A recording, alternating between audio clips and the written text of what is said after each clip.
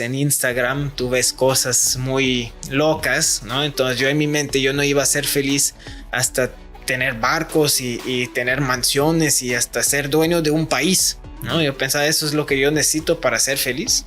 Hoy pareciera que hay una asociación muy importante entre el éxito, tiene que ver con la cantidad de dinero que produces, tiene que ver con el coche que tienes, la marca y el modelo, tiene que ver con el lugar donde vives, tiene que ver con los restaurantes a los que visitas y las posibilidades de estar pagando cuentas millonarias en los mismos restaurantes. ¿Qué cambió para ti y cuál es entonces tu definición de éxito? Yo había ganado mucho dinero, muchos lujos, pero yo había perdido cualquier cosa de paz o cualquier parte pacífica o de tranquilidad o de satisfacción que existía dentro de mí.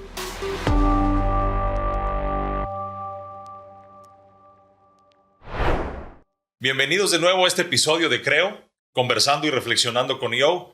Hoy me siento muy contento, muy entusiasmado, muy inspirado de tener a un gran amigo con nosotros, Samer Bechara, una persona con quien hemos compartido historias profundas y que me encantará que pueda también aquí compartir con ustedes. Y para mí en lo personal es de estas personas a quienes conoces por unas horas o unos días o unas semanas y de repente tienes esa sensación que los conoces de toda la vida. Gracias, Samer, por estar aquí con nosotros. Bienvenido. Gracias a ti, mi Gabo, por recibirme. Es un honor y estoy muy emocionado de compartir este momento contigo. Feliz de la vida de tener por aquí. Muchas gracias. Gracias por aceptar la invitación. Al contrario. Platícanos, Samer. ¿Quién es Samer Bechara? Samer Bechara. Nací en Montreal, Canadá, 2 de agosto de 1997. Mis padres son del Medio Oriente, del Líbano y de Siria. Crecí en Montreal. Jugaba fútbol. El fútbol me llevó a viajar varias partes del mundo. Hasta que, a los 16 años dejé el fútbol. Estuve un par de años más en Montreal, Canadá. Y a los 19 años me vine a México. Pues ya llevo 8 años en México. Casado con una mexicana y viviendo acá en Mérida. ¿Y cómo te moviste a México? ¿Qué te salió? ¿Cuál fue la iniciativa, la motivación, la inspiración para salirte de Montreal y venirte para acá? Pues yo no estaba muy satisfecho en Montreal. Yo no me sentía muy feliz. Y en aquel entonces yo pensaba que por el lugar, ¿no? Y siempre tenía ese deseo pues fuimos en viajes al Medio Oriente cuando éramos niños y me encantaba mucho esa calidez, ¿no? Y tuve la oportunidad de viajar un poco a Latinoamérica y me empezó a llamar mucho, o sea, sentí mucha afinidad con la cultura y muchas similitudes entre la cultura latina y la cultura del Medio Oriente. Y un amigo me invitó a venir a México, a Los Cabos, para trabajar. Y pues él me invitó con el propósito de que yo iba a trabajar en ventas, ¿no? Ventas de propiedades y de tiempos compartidos y así. Y que iba a ganar mucho dinero. Entonces se supone que yo me venía por 3 meses o 6 meses a lo mucho, ¿no? Entonces empecé 3 meses se hicieron 6 meses, 6 meses el año. Al año llamé a mis padres y les dije que, ¿saben qué? Me voy a quedar en México. Que ese fue otra historia, ¿no? Y así, o sea, así fue que me decidí quedar en México, ¿no? Y así fue que me vine. Pero entonces sales de Canadá buscando algo que no encontrabas ahí. Esa calidez, sí, esa conexión. Sí, y también, en una gran parte también de lo que más me motivó fue el tema económico, ¿no? El tema material. Yo vivía en Canadá en una familia bien y normal y pues nunca nos hizo falta nada y tuvimos varios pequeños lujos. Pero ya sabes, en Instagram tú ves cosas muy locas, ¿no? Entonces yo en mi mente yo no iba a ser feliz hasta tener barcos y tener mansiones y hasta ser dueño de un país, ¿no? Yo pensaba, eso es lo que yo necesito para ser feliz. Entonces eso fue en gran parte lo que me impulsó a dejar mi vida en Canadá y seguir esa oportunidad. Y entonces te vas a esta colaboración con un amigo que te invita a trabajar en México, en un proyecto en ventas, sí, que prometía un montón de dinero. Que prometía un montón de dinero y que me dio un montón de dinero. Okay. ¿No? Entonces yo pensé, Y eso fue lo que en su momento, a los 19 años, eso fue lo que me hizo quedarme, ¿no? Porque yo a ganar ese dinero empecé un estilo de vida que yo pensaba era el estilo de vida correcto, ¿no? Que era, eso es el éxito, eso es como uno debe vivir, con muchos excesos, ¿no? Con pues un enfoque muy materialista. Y a los 19 además. Sí. Y a los 19 además, ¿no? Entonces, claro, tampoco yo tenía ni la madurez ni la mentalidad para realmente asimilar lo que yo estaba viviendo en aquel entonces. Pero te lleva a esa vida que decías hace un momento, mi definición de éxito en ese momento estaba 100% conectada a la parte material, al ingreso que tenía, claro, y a poder tener esos lujos, comprar las cosas que tú quisieras, tener, decías hace un momento, como despilfarros, ¿no? O como abusos, inclusive. Excesos. Excesos, exactamente. Excesos. Sí. Para mí esto era el éxito, ¿no? O sea, yo pensaba que eso es lo que me va a traer felicidad. Y yo por ejemplo, al año y medio que regresé un verano, un par de semanas a Canadá, y llegué con regalos y joyería para mis primos y mis primas y pura ropa de marca, ¿no? Y ahora sí parecía como esos chicos que salen en Instagram. Entonces, para mis amigos, para mis primos, para la gente que me rodeaba ahí, yo era una superestrella y yo era, wow, el exitoso chico que se fue a México y que encontró... Samer, el emigrante que salió persiguiendo sus sueños. Ándale, ¿no?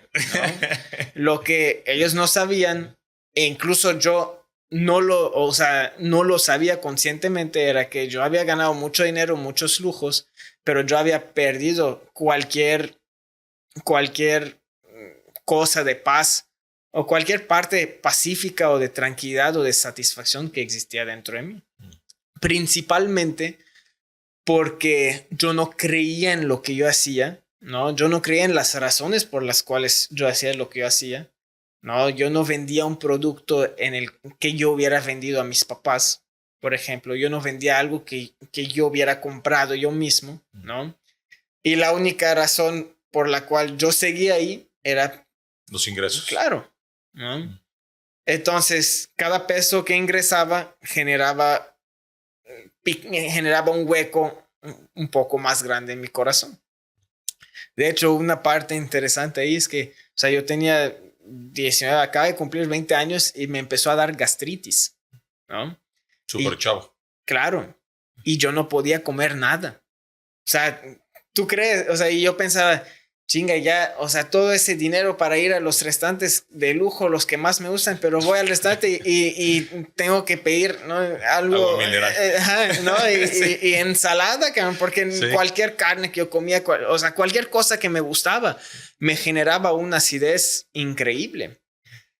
Y, o sea, los 2 años que estuve en ese negocio, estuve con esa gastritis, fui con doctores tanto en Canadá como en México, en varias partes de México, me dieron todo tipo de medicamentos y nunca me sanaba, nunca, ningún me decía, y ya ni, o sea, hasta me decían, pues te vamos a tener que operar, ¿no? Y yo tenía 20 años.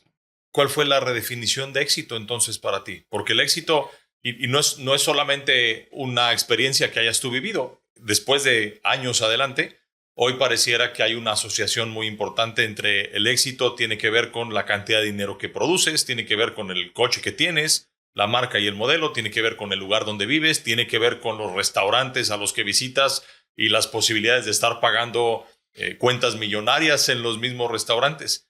¿Qué cambió para ti y cuál es entonces tu definición de éxito?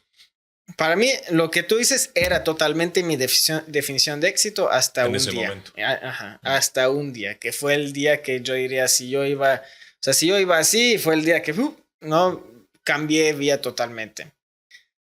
Yo de alguna forma yo me empecé a hartar de ese negocio, estaba teniendo dificultades con ese negocio y decido retirarme y cerrar esa parte del negocio de ventas. Y a cerrar esa parte, pues le encargo todos mis bienes a una persona en quien yo confiaba, ¿no? Y digo, pues ayúdame a vender esas cosas para que yo me pueda recapitalizar y pues ver dónde otro más. Camino. Claro, ¿no? Y entonces le encargo esas cosas a la persona y llega el día que, bueno, yo ya, pues se supone ya debe haber liquidado todo para que me dé el dinero y no me contesta, ¿no? Uf. Y la llamo y la llamo y la llamo. Todavía recuerdo, la llamé 69 veces, ¿no? Y no me contestó. Me mandó un mensaje. Samer, olvídate de tus cosas, vuelve a iniciar desde cero. Cínico, además. Así. Y en ese día, ese momento, yo, o sea, sentí una rabia, una ira que en mi vida había sentido, ¿no? Fue el momento más difícil. Fue para mí el tocar fondo, ¿no? En donde todo este sacrificio que he hecho, que he estado haciendo por estos años, pues quedó sin nada, ¿no? Quedó sin ningún valor, pues, ningún retorno. El día siguiente que yo estoy sentado en el piso de la casa y ni sé qué hacer con mi vida, no sé qué pensar, qué sentir. ¿Vivías Cierro. solo? No, pero en ese tiempo mi esposa se había ido a Los Cabos, donde vive su familia, ¿no? Entonces yo estaba solo ahí, mi esposa estaba embarazada y en Los Cabos y acaba de pasar esto, ¿no? Y pobrecita, ella también la sufrió mucho ahí, pues solo, o sea, Claro, ¿no? a la Pero, distancia. ajá. Pero estoy sentado y cierro los ojos, ¿no? Y eso es antes de haber empezado cualquier tipo de práctica de meditación o yoga o así, pero cierro los ojos y escucho una voz que me dice, Samer, ¿cómo te sientes? Enojadísimo. ¿Por qué? Pues porque yo deposité mi confianza en esa persona y mira cómo me pagó esa confianza, ¿no? Abusó de mi confianza. Y entonces me dice esa voz, a ver, Samer, ¿tú qué hiciste con tus clientes? Órale. Y sí, ahí, o sea, me doy cuenta que, chinga, es cierto. Yo, o sea, mis clientes depositaban su confianza en mí y pues yo abusaba de su confianza vendiéndoles algo que yo no Que ni tú creía, mismo que comprarías. yo ni compraría. Entonces ahí me cayó el 20. Ahí me cayó la enseñanza más importante para mí hasta ahora en mi vida, que es lo que yo doy es lo que yo recibo. Lo que llamamos karma, o así es una ciencia, no es una filosofía, es una ciencia. Lo que yo doy es lo que yo recibo. Yo voy a dar decepción, engaño, yo voy a recibir decepción, engaño. También significa que si yo doy amor, paz, empatía, en teoría yo debo de recibir amor, paz y empatía. Entonces ahí fue que yo decido reconstruir mi vida en base a estos valores, en base a un compromiso interno de siempre hablar desde el corazón, de lo que sea que yo vaya a hacer o decir, me permita dormir en la noche tranquilo, satisfecho, a gusto, sin deberle a nadie, sin que nadie me deba. Y ahí empiezo a reconstruir lo que es mi vida y empiezo a reconstruir lo que va a significar para mí el éxito. 5 años después, hoy, ¿no? Yo te diría, para mí, el éxito es la paz que yo puedo sentir en mi corazón. Y la paz que yo puedo sentir en mi corazón no ha provenido de ninguna satisfacción material, de ningún bien material, incluso diría de ninguna relación interpersonal. Esa paz que yo siento y sigo trabajando para sentirla proviene mediante la comunión con Dios.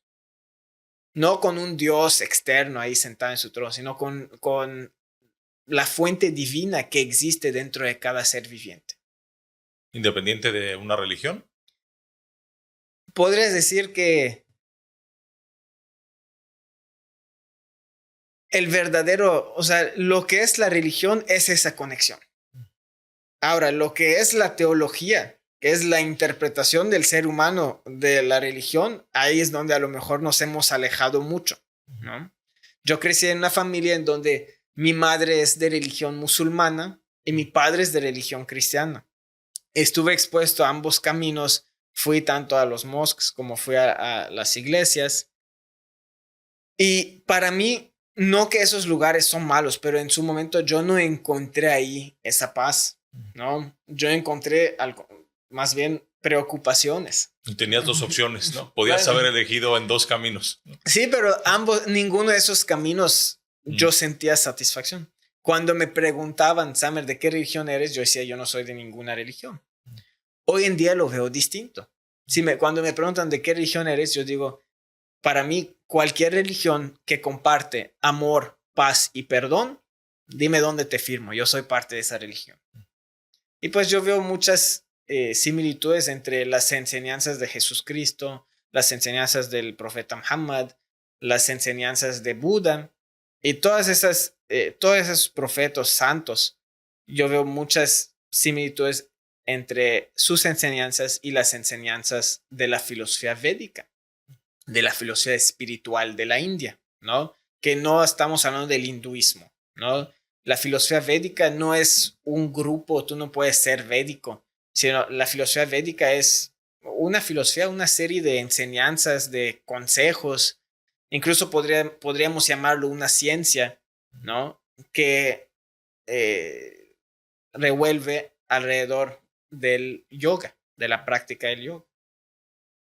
Que el yoga, pensamos, o sea, bueno, acá en el mundo occidental pensamos que el yoga es un deporte, un ejercicio físico, cuando realmente es cierto, puede involucrar un ejercicio físico, pero el propósito de yoga no es el ejercicio físico, es la conexión espiritual. Yoga como palabra proviene de la India antigua, de la idioma sánscrita. Y en sánscrito, yoga significa comunión divina, ¿no? Es el proceso de lograr que el ser humano conecta con la fuente que existe dentro de él a un nivel consciente, a un nivel integrado, ¿no? Eso es el propósito del yoga. O sea, la moda que vemos en imágenes de yoga con hacer posiciones extremas de mucha locura. O sea, al final, si uno quiere hacer esas posturas, no digo que esas posturas no pueden ayudar, pero el propósito de yoga no son esas posturas. El propósito de yoga es conectar con esa voz interior, con el guía interior, ¿no? Y esas posturas pueden ser herramientas que relajen el cuerpo, que permiten que la sangre fluya, que la energía fluya, ¿no? Pero con el propósito de poder relajar cuerpo y mente y poder entrar en una meditación profunda, ¿no? Y conectar con esa voz, escuchar esa voz, que muchas veces la llamamos también la voz de la intuición. O sea, ponle que el yoga es la práctica científica, porque tiene un proceso científico, de cómo lograr esa comunicación constante con la voz de la intuición. ¿Hace sentido? Sí, sí, 100%. Debió de haber sido un reto en este evento que comentas sentado en el piso de tu casa, en esta autorreflexión. Primero, poder verte desde afuera y poder reconocer que lo que tú habías vivido era muy semejante a lo que tú sentías que se había hecho con tus clientes en esta desconexión de te estoy vendiendo algo que yo mismo no compraría o te estoy vendiendo algo que yo impediría que mis papás compraran. Y esta reflexión debió haber llevado después un proceso seguramente de semanas o meses. ¿Qué hábitos, de qué te agarraste, quién te inspiró para poder, después de esa reflexión y ese golpe tan duro, pues retomar un camino diferente en tu vida? No, sí, o sea, definitivamente ese día, la emoción que yo sentía ese día, honestamente no la he vuelto a sentir. O sea, ponle que el día que pasó el robo, si lo queremos llamar así, para mí esa persona era el diablo, ¿no? Era lo peor de lo peor. Y al día siguiente me doy cuenta que no, al contrario, esa persona me ha regalado la enseñanza más fuerte, más de mayor valor de mi vida. Entonces, la persona que ayer era el diablo, hoy es mi mejor ángel. Y yo estoy eternamente agradecido con este ser humano porque sin que él hubiera hecho ese sacrificio, ¿no? Yo nunca hubiera obtenido la enseñanza más trascendental de mi vida. Órale. De ahí, o sea, definitivamente fácil no fue, pero cada lágrima, cada emoción atorada, cada sentimiento de enojo, de ansiedad, así, valió la pena. O sea, hay un antes y un después de tu vida después de ese evento. Totalmente. Y no es algo como que yo lo sentí en su momento, yo no lo sentía como que de un día al otro, ¿no? Sino pasan un par de años y cuando voy reconociendo que, oye, me siento totalmente distinto. Ya no siento esa nube oscura. Y claro que, por ejemplo, eso fue también mediante un trabajo interno. Yo pasé un año cuando eso pasó sin dedicarme a nada de empresario, nada empresarial. ¿Como reconciliando contigo mismo? Claro, un trabajo personal de introspección, ¿no? Estudios de filosofía, de espiritualidad, de psicología, de inteligencia emocional, escribir, ¿no? Escribí muchísimo, escribí pues todo lo que estaba viviendo, todo lo que yo estaba sintiendo. Y básicamente fue un proceso de limpieza y sanación emocional. Todos esos traumas, esas heridas que almacenaba en este cuerpo, ¿no? Las fui y las sigo limpiando, tratando, perdonando, ¿no? Y eso es lo que me ha, o sea, como que con cada herida sanada, parte de esa nube oscura se fue deshaciendo. Y hoy en día, pues no, o sea, diría sí, todavía no estoy en ese proceso y todavía hay una pequeña nube ahí que todavía a veces me molesta, me perjudica, ¿no? Pero definitivamente me siento muy satisfecho y muy agradecido conmigo mismo de haber hecho este esfuerzo de enfrentarme en el espejo y de reconocer cuáles han sido mis errores y hacia dónde quiero ir. Y perdonarte después. Y perdonarme, claro. Que el perdón para mí pues también ha sido, o sea, yo lo aprendí casi como un proceso, pues como un proceso empresarial, si lo quieres ver así. Primero la empatía, de ahí el entendimiento, de ahí el perdón.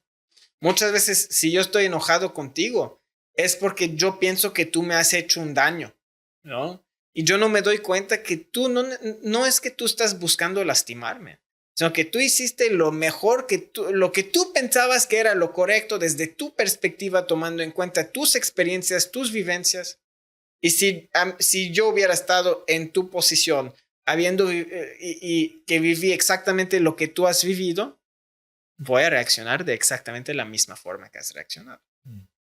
Entonces, mediante la empatía, el ponerme en los zapatos del otro y entender la perspectiva del otro, me lleva al entendimiento, ¿no? Y es un hábito que hoy practicas constantemente, el buscar la empatía cuando entras en algún conflicto o, como comentas, me enojé contigo, ¿no? Y es un hábito que hoy practicas, o cómo llegas a ese momento de pausa, ¿no? Y decir, Claro. a ver, vamos a reconciliar esto, ¿no? Definitivamente son hábitos que uno va desarrollando, ¿no? O sea, yo hace 5 años era súper explosivo. Cualquier cosa y reaccionaba con mucho enojo, ¿no? Y de hecho, antes me conocían, o sea, me decían la bomba. ¿No? Sí. Porque explotaba. Jamás lo hubiera imaginado. ¿No? Pues también es parte, por ejemplo, que eso dices, me da mucho gusto, pero para mí yo sí soy muy creyente de que eso de decir el ser humano no cambia, para mí no es cierto, porque yo lo viví, ¿no? Experiencia propia. Yo lo viví, experiencia propia, yo era una persona muy explosiva y no fue de un día al otro, no es que fui a tomar ayahuasca un día o hongos un día y ya estuvo, no, sino fue muchas veces y muchos errores, o sea, posterior a eso, muchos errores he cometido y sigo cometiendo errores, pero yo tomo cada error hoy en día como una oportunidad de aprendizaje, ¿no? E incluso, por ejemplo, en la empresa, que el equipo es bastante joven, ¿no? Todo el equipo tiene entre 22 hasta 32 años, ¿no? Y bueno, y es bastante responsabilidad. Pero yo siempre lo que he dicho a los chicos y la filosofía que compartimos es que no es que necesitamos saberlo todo y muy lejos de eso. Necesitamos ser atrevidos y atrevernos a cometer errores. Siempre y cuando vamos a tomar esos errores como oportunidades de aprendizaje.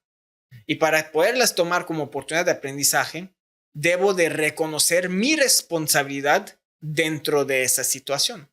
Si yo digo, eso no funcionó por tal, ¿no? O por el compañero, o por mi amigo, o por el cliente. Entonces yo a lo mejor se siente un poco mejor, ¿no? En el sentido de que, pues no siento culpa, ¿no? pero también me estoy desechando de cualquier posibilidad de poder lograr una verdadera mejora, ¿no? Entonces me estoy retirando del campo de juego. ¿Cómo? O sea, ok, no estoy perdiendo, pero tampoco puedo ganar. Claro. Mientras que cuando yo reconozco que yo no soy la víctima de circunstancias externas, sino más bien yo soy el responsable, yo soy la causa, no el efecto. Yo soy la causa. Entonces, es más difícil, pero también me doy la oportunidad, ahora sí, de lograr mejoras en mi vida. Para mí, una enseñanza básica es que el mundo exterior es un reflejo de mi mundo interior. Como yo me siento, como yo pienso, como yo creo, es lo que yo voy a estar viviendo. Y eso, pues, digo, no te lo puedo comprobar, y eso es también parte de la filosofía espiritual o del yoga. Claro, y compartes lo que a ti te ha estado funcionando. Y pero no lo puedes comprobar a alguien, solo puedes compartir lo que tú has vivido. Y la única manera de que eso sea realidad para otro es que él lo practique, que él lo viva y pues que él ya defina si es realidad para él o no. Claro, ¿y qué tanto le funcionó? Platicábamos el otro día de esta moda de los hielos, ¿no? De meterse a los hielos y recuerdo, si no me equivoco, que decías, eso no es para mí, no veo por qué estarme metiendo a los hielos y estar sufriendo y maltratando mi cuerpo ahí adentro, ¿no? Y escuchas historias allá afuera donde te dicen, métete a los hielos 3 veces a la semana por tantos minutos porque eso va a transformar tu vida, ¿no? Mira, al final yo diría, la vida, Dios, la divinidad, el universo, nos ha dado muchas herramientas, ¿no? Muchos caminos que todos nos llevan hacia esa paz, ¿no? Pero todos nos llevan hacia esa paz mediante la conexión interna, ¿sí? Para mí, por ejemplo, los cielos, sí, o sea, digo, lo he probado y no digo que no tenga efecto positivo, pero yo siento muchísima más paz, muchísima más conexión mediante una práctica introspectiva profunda de meditación, de yoga. Para mí, eso me funciona muy bien. Que un poco será como lo que describías de las religiones como el camino hacia lo divino, todas estas herramientas como el camino hacia la introspección y a conocerte, pero elige cuál de las herramientas funciona mejor para ti. Justo. Ahora, yo sí creo que, o sea, hay muchas herramientas, pero hay herramientas que te dan esto, hay herramientas que te dan esto, hay herramientas, ¿no? Entonces, cada herramienta te puede generar como que un retorno distinto, ¿no? Y realmente, por ejemplo, la meditación, ¿no? La práctica de yoga, que es uno y lo mismo, yoga y meditación. Tú haces yoga una vez, no te va, o sea, ok, es un pequeño, no te va a generar un impacto, ¿no? Pero tú lo repites diario, te das ese momento diario, ¿no? De conexión interna, de escuchar qué estoy viviendo acá, de ver qué estoy viviendo adentro y más allá de lo que hay físico, qué hay, ¿no? Y de escuchar esa voz, de conectar con esa voz. Para mí eso me ha generado un retorno inigualable, especialmente cuando hablamos de éxito o de satisfacción. ¿Y qué te lleva a emprender este nuevo camino con tu empresa, con este equipo de trabajo que describes, donde además te das la oportunidad de transmitir tus propios valores, principios, tus aprendizajes con el equipo, con la cultura que estás construyendo? Pues a mí siempre me ha encantado siempre el mundo empresarial. Desde muchacho yo compraba, mi papá siempre también me dio la confianza con su tarjeta de crédito, ¿no? Yo tenía 10, 11, 12 años y compraba mercancía de China y la revendía ahí, ¿no? Órale. Y hicimos miles de negocios así de muchachos, yo con mi hermano y mis primos, ¿no? Siempre me ha gustado mucho. La sangre comerciante. Ándale, ¿no? Y cuando pues, o sea, en Los Cabos también hicimos varios negocios y así, y me gustaba, o sea, el resolución de problemas, trabajo en equipo me gustaba. Pero por ese año que no me dediqué a los negocios, para mí yo pensaba, el dinero es el diablo, ¿no? Yo decía, mira lo que yo hice por dinero, entonces el dinero es malo. Y estuve batallando mucho con este aspecto, ¿no? De cómo, de mi relación con el dinero. Hasta que un día con un amigo estamos sentados platicando y me dio una analogía muy interesante. Me dice, Samer, ¿sabes? El dinero es como un carro. El carro, tú lo puedes usar para llevar tu familia a la playa. Tú lo puedes usar para atropellar a la gente. El carro sigue siendo el carro. El uso que tú le das es lo que genera impacto. Entonces ahí, escuchar eso como que me liberó de una cierta culpa, de una cierta aprehensión hacia el dinero. Dije, ¿sabes qué? A mí me gustan los negocios, me gusta el trabajo en equipo, me gusta el construir algo. Quiero hacerlo, quiero volver a hacerlo. Pero quedo con un tema muy principal, ¿no? Una condición interna muy principal. Si me voy a dedicar a una práctica en ese mundo material, debe de tener un propósito espiritual, más allá que sea un negocio rentable o que me dé dinero, ¿no? Debe ser una actividad que va a acercar el ser humano a su corazón. Y ahí nace Luvora. Luvora es la combinación de dos palabras, love y aura, el aura del amor, ¿no? Entonces, el propósito de este equipo es de compartir el aura del amor mediante el desarrollo inmobiliario. ¿Por qué el desarrollo inmobiliario? Porque yo consideré en su momento y sigo considerando que es un sector, un giro que impacta profundamente a la comunidad, porque toca a todos los segmentos socioeconómicos de nuestra comunidad, desde el obrero, el arquitecto, el asesor, el inversionista. Y entonces, también por ser un sector en donde hay mucho dinero de por medio, hay mucha desconfianza, mucha traición, mucha envidia, avaricia. Deslealtad. ¿No? Entonces la idea era, ok, en ese sector tan fundamental para el bienestar de la comunidad, pues vamos a buscar construir confianza, construir empatía, ¿no? Tanto con el obrero como con el inversionista y todos los involucrados. Entonces, realmente el edificio que se construye no es el propósito, ni siquiera es el resultado. Es una herramienta y el verdadero resultado que nos proponemos es construir confianza, ¿no? Que el obrero confíe en su patrón, que el cliente confíe en la empresa en donde él está comprando, que el proveedor confíe con su cliente, ¿no? Y a eso es lo que se dedica la empresa hoy en día. Y es un súper reto en un mundo donde constantemente pareciera que estamos allá afuera buscando un montón de herramientas de prevención y candados de constantes intentos de fraude, llamadas por teléfono que están buscando obtener tus datos, WhatsApps robados. Constantemente veo yo mensajes de amistades en las redes sociales que me robaron el WhatsApp, contáctenme por Facebook, o me duplicaron mi identidad en otra red social y están buscando pedir dinero a mis amistades o colaboradores, ¿no? Mira, amigo, yo considero, ¿no? Yo no puedo impedir que la gente haga lo que haga. Pero pues cada quien hará lo que él siente es correcto y para él en ese momento es lo que es correcto. Yo me puedo enfocar en lo que yo hago y cómo yo quiero hacer las cosas y el mensaje que yo quiero transmitir al equipo, ¿no? Entonces, por ejemplo, el Luvora, yo no lo considero un centro de trabajo. Yo lo considero un centro de autotransformación para el ser humano que está teniendo una experiencia ahí.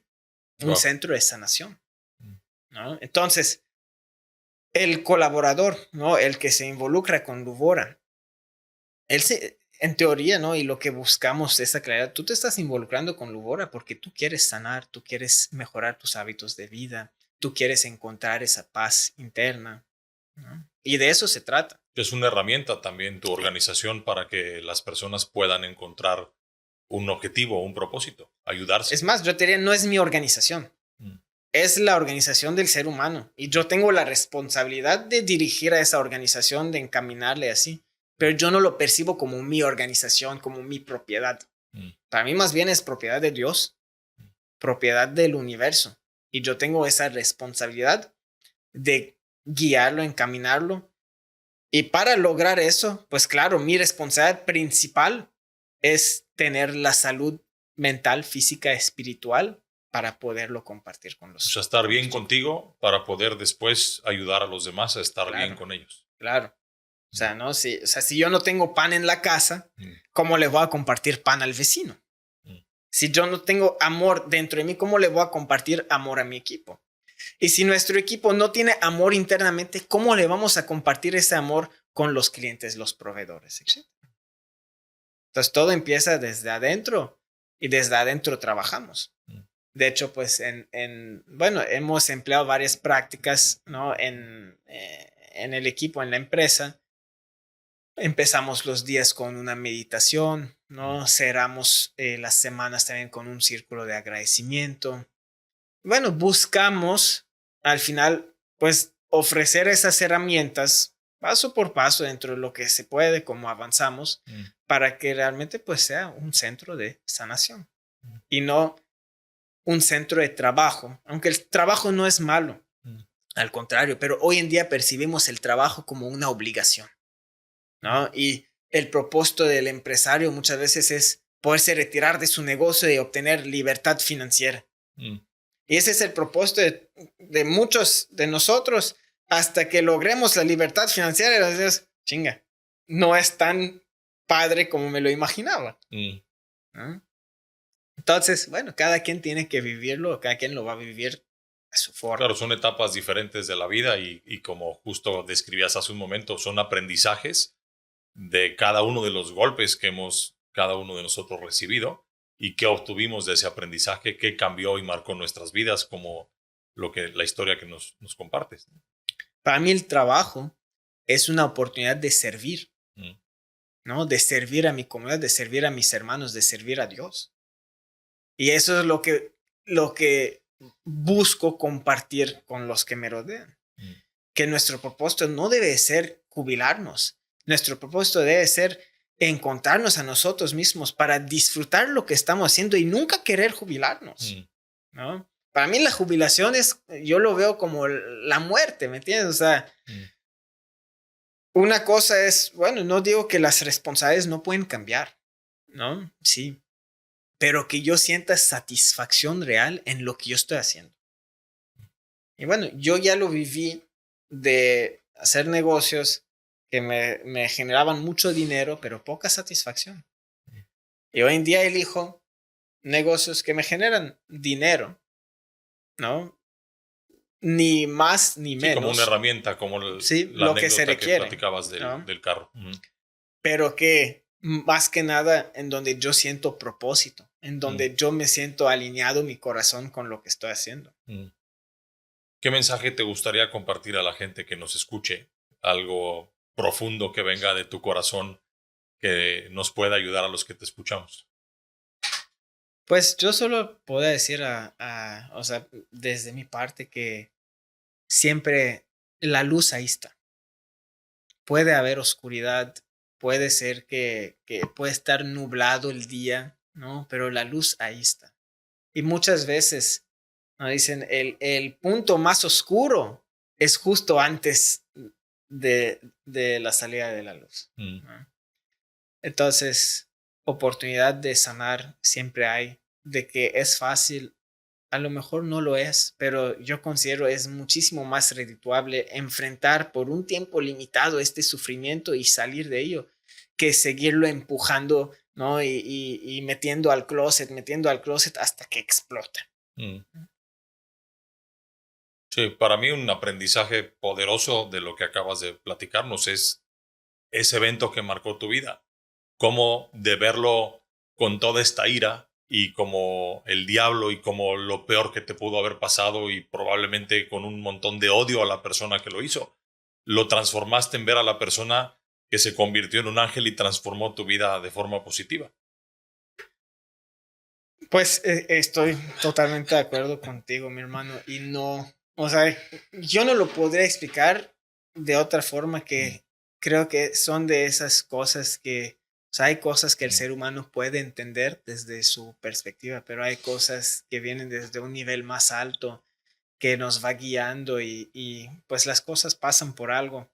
Y pues yo estoy agradecido con Dios de haberme dado esa oportunidad de perdonar, ¿no? Y de agradecer a este ser humano. Gracias por compartirlo, sin duda. Al contrario. ¿Qué te ha dado EO, Samer?